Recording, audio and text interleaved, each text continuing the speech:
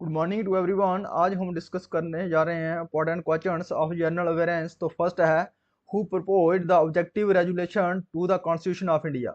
ये किसने प्रपोज किया था objective resolution to the constitution of Bharat के संविधान के लिए? किसके द्वारा किया गया था? जवाहरलाल नेहरू के द्वारा किया गया था। जब Bharat the constitution of India को जब प्रिपेयर करना था तो उसके लिए एक कॉन्स्टिट्यूंट असेंबली बढ़ाई गई थी 13 दिसंबर 1946 को। ये कॉन्स्टिट्यूंट असेंबली की पहली मीटिंग हुई थी। कॉन्स्टिट्यूंट असेंबली की जो पहली मीटिंग हुई थी 13 दिसंबर 1946 में। तो इसमें जो जवाहरलाल नेहरू के द्वारा जो है ऑब्जेक्टिव रेजुलेशन कॉन्स्टिट्यूशन दिया गया था, प्रपोज किया गया था। जो इसको जो हमारा कॉन्स्टिट्यूशन है इसको बनाने के लिए कितना टाइम लगा है? इसमें लगा है 2 साल 11 मंथ एंड 18 दिन। इसको कंप्लीट करने में इतना टाइम लगा है। तो इसका फर्स्ट जो मीटिंग हुई थी 13 दिसंबर 1946 में हुई थी। तो उसी मीटिंग में जो ऑब्जेक्टिव रेजुलेशन का जो प्रपोज रखा था जवाहरलाल नेहरू के द्वारा। तो जो डॉक्टर राजेंद्र प्रसाद थे, ये कौन थे? इलेक्टेड ये प्रेसिडेंट थे of constitution assembly. Elected president किसके थे? ये कॉन्स्टिट्यूंट असेंबली के जो इलेक्टेड प्रेसिडेंट थे। जो टेम्पररी प्रेसिडेंट थे ऑफ कॉन्स्टिट्यूशन असेंबली के वो कौन थे? Sachchanand Sinha. Sachchanand Sinha.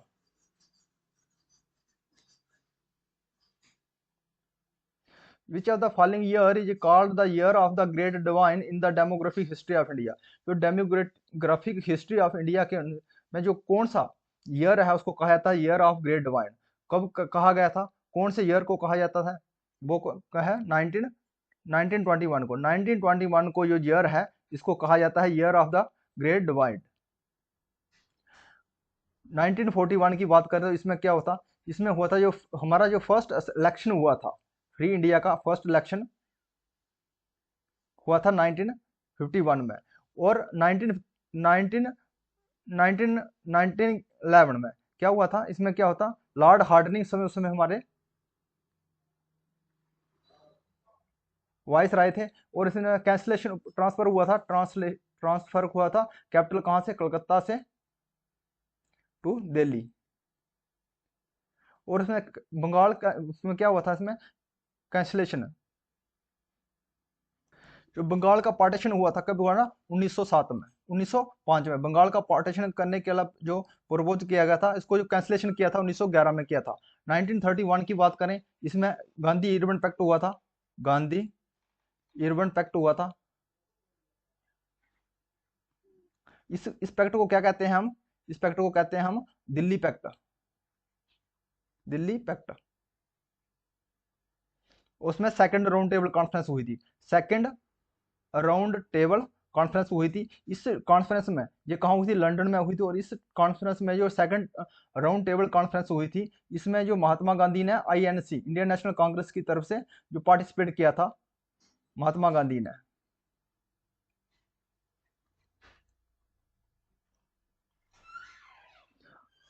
Habeas corpus is associated with which of the given part of the Indian constitution. जो हैबिस कॉर्पोरेशन है ये किसके साथ संबंध रखता है? कौन से भारत के संविधान के पार्ट के साथ संबंध रखता है? तो क्या है ये फंडामेंटल हमारा राइट है। फंडामेंटल राइट है हैबिस कॉर्पस।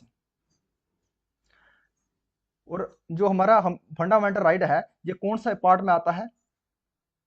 पार्ट थर्ड में आता है।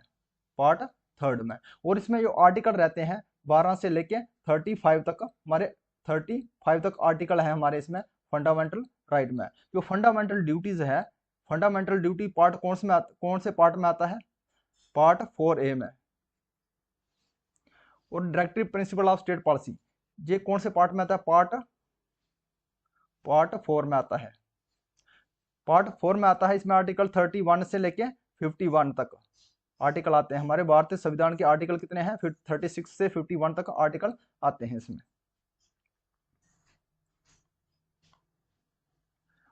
Who are known as the father of Indian railway. Indian railway का फादर किसे कहा जाता था? वो कौन है? लॉर्ड डलहौजी। लॉर्ड डलहौजी के समय ही जो हमारा रेल है स्टार्ट हुई थी इंडिया में। तो विलियम वेंटिक ये फर्स्ट गवर्नर जनरल थे। फर्स्ट गवर्नर जनरल थे ये ऑफ इंडिया। लॉर्ड कर्जन की बात करते हैं तो लॉर्ड कर्जन, इसके समय क्या हुआ था, partition of Bengal. Lord Curzon के समय partition of Bengal, partition of Bengal कब हुआ था, 1905 में। और इसको कैंसिल किया कर कब किया था, 1911 में, लॉर्ड हार्डिंग के समय। लॉर्ड कॉर्नवालिस, लॉर्ड कॉर्नवालिस जो है, इसको इसके द्वारा क्या चलाया था, परमानेंट सेटलमेंट, परमानेंट सेटलमेंट। उसको हम क्या कहते हैं, जमींदारा, जमींदारा कहते हैं। ये कब चलाया था, 1793 में स्टार्ट किया था इसने। इसको क्या कहते हैं, the father of, Lord Cornwallis को father of civil service, civil service in India, और father of all India service in India किसको कहा जाता है, father of all India civil service, इसको क्या किसको कहा जाता है, ये किसको है, सरदार वल्लभ भाई पटेल।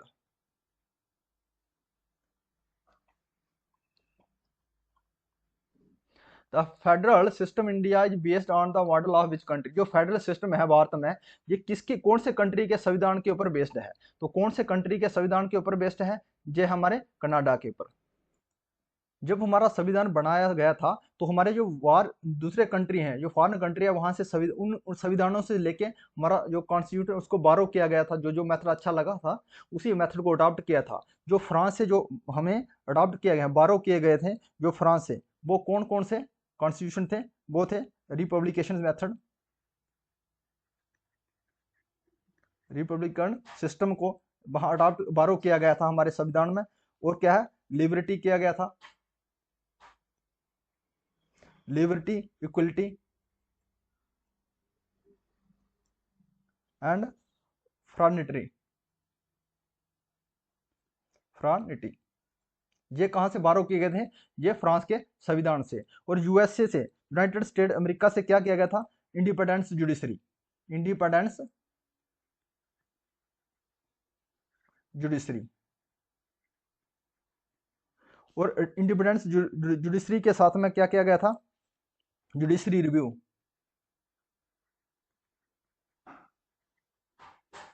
फंडामेंटल राइट्स वहां से अडॉप्ट किए गए हैं, fundamental rights. Removal of supreme court high court जजेस, removal of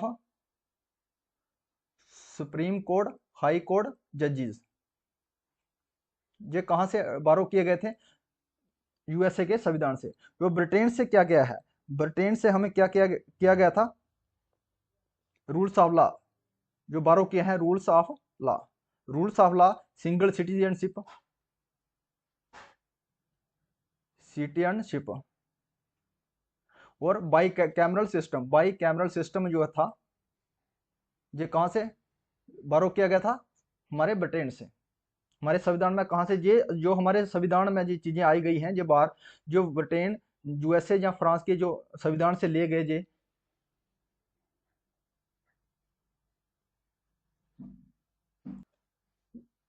who is consider as the father of local self government in India, जो लोकल सेल्फ गवर्नमेंट जिसके फादर किसे किसे कहा जाता था, कौन है, लॉर्ड रिबन, लॉर्ड रिबन को है father of local self government कहा जाता है।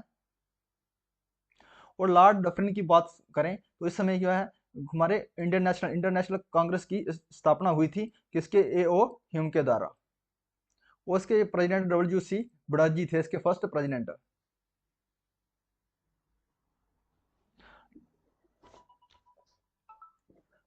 लिनलिथ गो की बात करते हैं तो इसके द्वारा क्विट इंडिया मूवमेंट स्टार्ट किया गया था इस समय, क्विट इंडिया मूवमेंट। और इंडियन नेशनल आर्मी की स्थापना की गई थी 1948 में और 42 में के बीच में स्थापना की गई थी इंडियन। और forward block, forward block, forward block का स्थापना की गई थी सुभाष चंद्र बोस के द्वारा 1939 में। और हमारे लॉर्ड माउंटबेटन जो थे हमारे, ये हमारे last last viceroy of India, last viceroy of India थे। और इनके द्वारा जो रेड क्लिफ लाइन, इंडिया और पाकिस्तान के बीच रेड क्लिफ लाइन है, तो उसमें रेड क्लिफ कमीशन बढ़ाया गया था, रेड क्लिफ जो कमीशन बढ़ाया गया था 1947 को।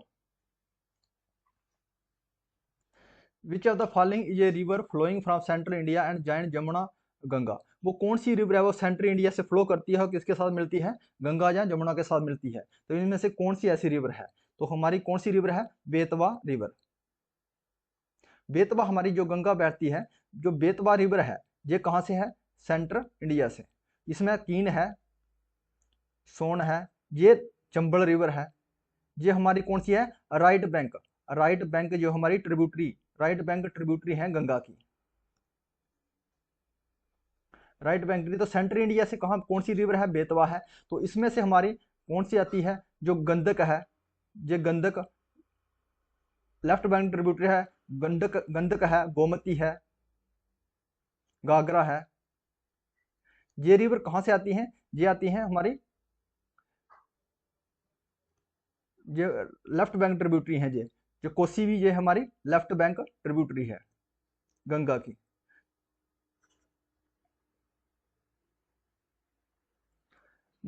Nanda Devi peak is located in which state. जो नंदा देवी पीक है कहाँ पे लोकेट करती है, तो कौन से राज्य में है ये, तो कौन से है, उत्तराखंड में। उत्तराखंड में है। अगर हम पासिस की बात करते हैं, पासिस की बात करते हैं तो उत्तराखंड में कौन सा पास है, माना पास है, नीति पास है, लिपुलेख पास है। हिमाचल प्रदेश की बात करते हैं, हिमाचल प्रदेश में कौन सा है, बारालिचा पास है, शिपकला पास है और रोहतांग पास है। और सिक्किम की बात करते हैं, सिक्किम में है नथुला पास। नथुला पास के साथ में जिलिपला पास। जम्मू कश्मीर की बात करते हैं, जोजिला पास है। जिला रोहतांग, जिला पास के बाद हरदुंगला पास है, जो highest motorable pass in the world है।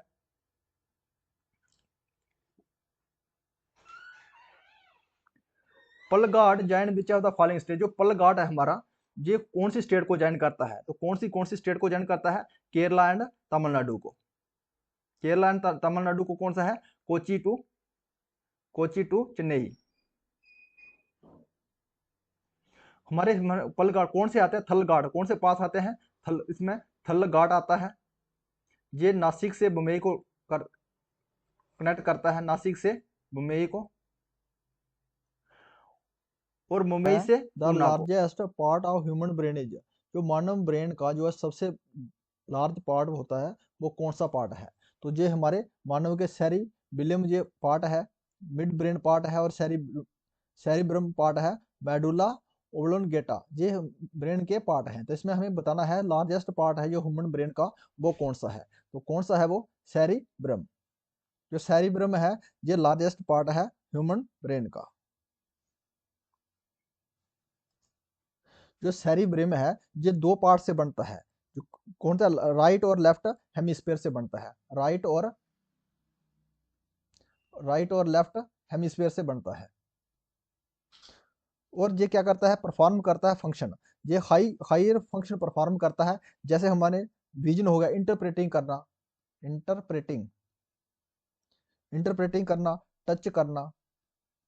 टच विजन, जो इमोशंस, जो सब ये किसके काम है, सेरिब्रम जो है उसी का काम है। सेरिब्रम जो पार्ट रहता है ब्रेन का उसी का काम है। और सेरिब्रम के नीचे जो पार्ट रहता है वो है सेरिबिलियम। सेरिब्रम के नीचे कौन सा ब्रेन रहता है, सेरिबिलियम पार्ट रहता है ब्रेन का। एमएस पेंट फाइल सेव है। जब एमएस जो पेंट फाइल है इसको हम जब सेव करते हैं तो उसका एक्सटेंशन क्या होता है, तो कौन सा होता है, बिट मैपिंग डॉट बीएमपी। ये इसका क्या फाइल एक्सटेंशन है एमएस पेंट का।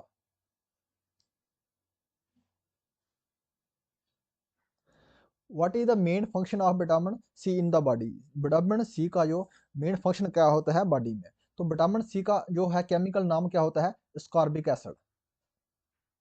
Ascorbic acid is the chemical name of vitamin C. इसका बॉडी में क्या रोल है, ये क्या होता है, ये क्रूशियल रोल करता है स्ट्रक्चर ऑफ कनेक्टिंग टिश्यू। जो क्रूशियल रोल किसमें करता है, स्ट्रक्चर ऑफ कनेक्टिंग टिश्यू। जो कनेक्टिंग टिश्यू हमारे क्या रहते हैं, हमारे स्किन है एंड ब्लड वेसल है। और ये क्या करता है, ये एंटीऑक्सीडेंट का काम करता है, जो सेल को जो प्रोडक्ट करता है डैमेज होने से बचाता है। एंटीऑक्सीडेंट का काम करता है ये विटामिन सी। ये हमें बचाता है किसी सेल को डैमेज होने से। तो वो क्या है हमारा कोलेजन सिंथेसिस। आंसर हमारा क्या है, कोलेजन सिंथेसिस का काम करता है। इसका मेन रोल है विटामिन सी का हमारी बॉडी में, collagen synthesis. Which are the following largest fort in India. जो सबसे लार्जेस्ट फोर्ट है इंडिया में, तो वो कौन सा किला है, तो चित्तौड़गढ़ का किला है, ये लार्जेस्ट फोर्ट है। ये कहाँ पे है, राजस्थान में।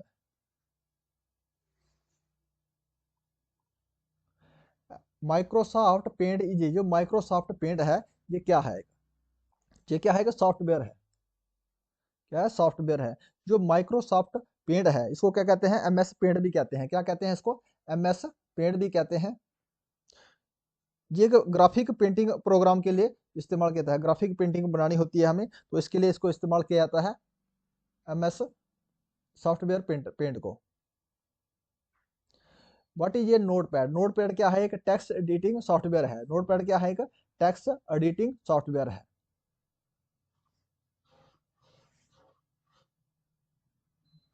Which state won the maximum medal in 37 national game. जो 37th जो नेशनल गेम हुई थी, तो सबसे ज्यादा जो मेडल जीता है इसमें कौन से स्टेट ने जीता है, तो कौन सी स्टेट है, महाराष्ट्र स्टेट ने जो सबसे ज्यादा मैक्सिमम मेडल जीता है, किसमें, महाराष्ट्र स्टेट ने। 37th नेशनल गेम है। Which of the following is A line printer. इसमें से लाइन प्रिंटर कौन सा है, तो लाइन प्रिंटर कौन सा है इसमें, तो सबसे हम प्रिंटर हमारे दो टाइप के होते हैं। कैसे, इम्पैक्ट प्रिंटर और नॉन इम्पैक्ट प्रिंटर होते हैं। प्रिंटर कितने होते हैं, दो प्रकार के होते हैं, इम्पैक्ट प्रिंटर और नॉन इम्पैक्ट प्रिंटर। जो इम्पैक्ट प्रिंटर होते हैं इसमें दो टाइप का होता है, करेक्टर प्रिंटर होता है और लाइन प्रिंटर होता है। जो करेक्टर प्रिंटर में हमारा डेजी बिल प्रिंटर आता है और कौन सा डॉट मैट्रिक्स प्रिंटर आता है। और जो लाइन प्रिंटर होते हैं इसमें चेन प्रिंटर आता है, ड्रम प्रिंटर आता है और क्या बैंड प्रिंटर आता है। ये प्रिंटर है इम्पैक्ट प्रिंटर है। हमें इसमें पूछा गया है कि लाइन प्रिंटर कौन से हमारे, तो लाइन प्रिंटर में हमारा कौन सा है, चेन प्रिंटर। तो आंसर रहा हमारा चेन प्रिंटर्स। जो नॉन इम्पैक्ट में क्या आता है, इंकजेट प्रिंटर आता है, थर्मल प्रिंटर आता है, लेजर प्रिंटर आता है। ये कौन से हैं, नॉन इम्पैक्ट प्रिंटर में आते हैं। और इम्पैक्ट प्रिंटर में कैरेक्टर प्रिंटर आता है और लाइन प्रिंटर आ जाता है। और इसमें बताया गया है लाइन प्रिंटर कि इसमें डॉट मैट्रिक्स है, बिल प्रिंटर है, डेसी बिल प्रिंटर है और इसमें कैरेक्टर प्रिंटर में आ जाता है।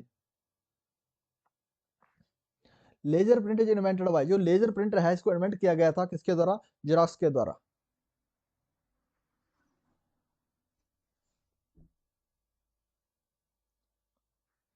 Who founder of the independent state of Bengal was.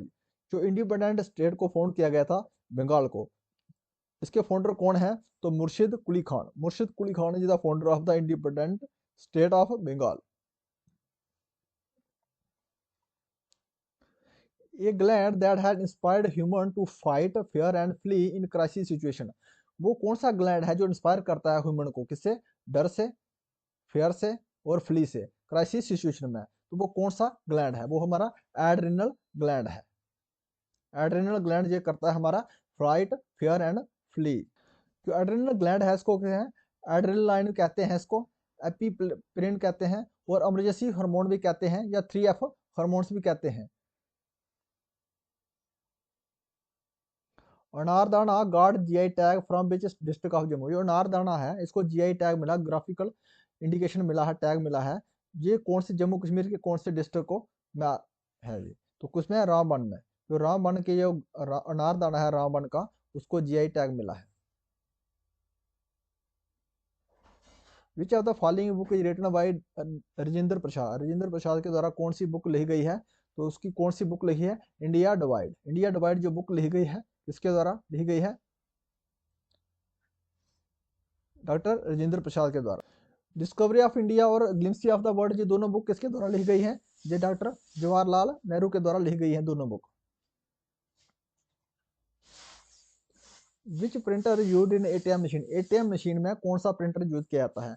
तो एटीएम मशीन में कौन सा प्रिंटर यूज किया जाता है? Thermal printer. जो थर्मल प्रिंटर है ये हमारा हमारा कौन सा है? नॉन पैक्ड प्रिंटर है, ये यूज किया जाता है एटीएम मशीन में। जो ड्रम प्रिंटर है ये हमारा इम्पैक्ट प्रिंटर है, इम्पैक्ट प्रिंटर है, इम्पैक्ट प्रिंटर है ड्रम प्रिंटर। और laser printer, inkjet printer, thermal printer, ये सब कौन से हैं? नॉन पैक्ड प्रिंटर है, नॉन पैक्ड प्रिंटर है। जो एटीएम मशीन में यूज किया जाता है वो कौन सा प्रिंटर है? थर्मल प्रिंटर है। The Suez canal is under the administration jurisdiction of which country, जो स्यूज कैनल है इसकी देख रेख कौन सा कंट्री करता है? तो इजिप्ट करता है। कौन सा कंट्री करता है? इजिप्ट करता है। जो स्यूज कैनल है ये दो सीज को जोड़ती है, कौन सी है? Suez canal. ये कौन सी सी है? मेडिटेरियन सी, मेडिटेरियन सी जो, और दूसरा रेड सी, इनको जो मिलाती है स्वीज canal.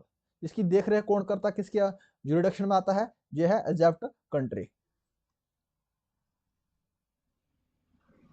Which of the following region in India has been identified a key habitat for snow leopard, snow leopard के लिए जो की हैबिटेट है ये आइडेंटिफाई करता है कौन से रीजन में है? भारत के कौन से रीजन में है?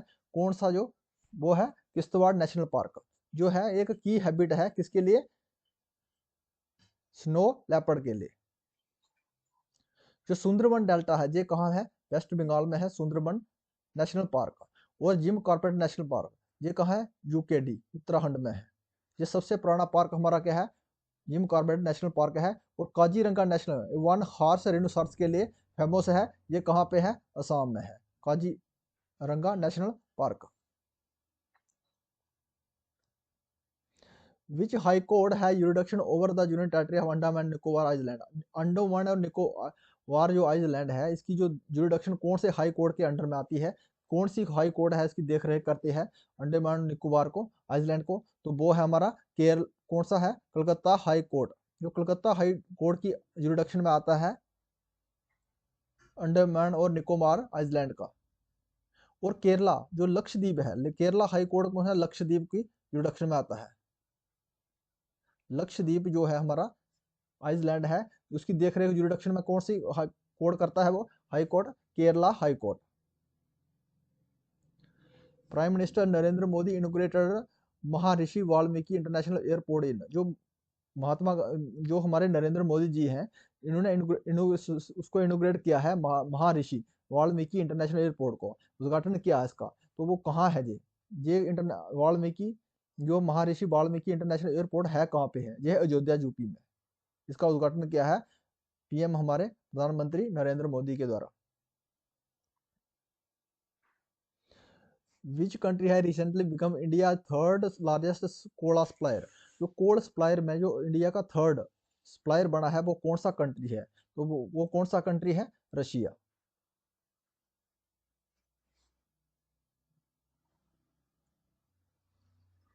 Which of the following dam in India largest masonry dam built on the Krishna river, one of the earliest multipurpose dam in India, जो कौन सी जो भारत की सबसे टालेस्ट है, लंबी डैम है, जो इसकी चिनाई की गई, चिनाई करके सबसे लंबी डैम बनाया है और बुल्ट बनाई गई है, कहाँ पे बनाई है? कृष्णा नदी के बनाई गई है। और अर्ली जो मल्टीपर्पज डैम है वो कौन सी है? नागार्जुन डैम। नागार्जुन डैम कहाँ पे है? कृष्णा नदी के ऊपर। जो भाखड़ा नंगल डैम है ये कहाँ है? सतलुज रिवर के ऊपर। और सतलुज रिवर को ही पंजाब का जो है लाइफ लाइन रिवर कहा जाता है। ये सबसे कौन सी डैम है? ये लार्जेस्ट डैम है, लार्जेस्ट डैम है भाखड़ा नंगल डैम सतलुज रिवर के ऊपर। और तेहरी डैम ये कौन सी कहाँ की है? ये हाईएस्ट डैम है, सबसे जो हाइट में डैम है ये भागीरथी रिवर के ऊपर है, भागीरथी रिवर के ऊपर यूकेडी में उत्तराखंड में। और सरदार सरोवर डैम ये कहाँ पे है? नर्मदा रिवर के ऊपर, नर्मदा रिवर के ऊपर है। और ये नर्मदा रिवर कहाँ कहाँ जो इसका जल जाता है नर्मदा रिवर का? जो वाटर कहाँ आता है, राजस्थान में बहती है। राजस्थान में हो गया, मध्य प्रदेश में, मध्य प्रदेश के महाराष्ट्र में, गुजरात में ये बहती है। whose worth anniversary does international farmers day commemorate, जो किसके जन्मदिन के ऊपर जो नेशनल फार्मर डे मनाया जाता है, किसके बर्थडे के ऊपर मनाया जाता है, तो चौधरी चरण सिंह, जो चौधरी चरण सिंह का जन्मदिन के ऊपर ही फार्मर डे अपनाया जाता है, मनाया जाता है, सेलिब्रेट किया जाता है। If you like this video please subscribe my channel. Thanks for watching.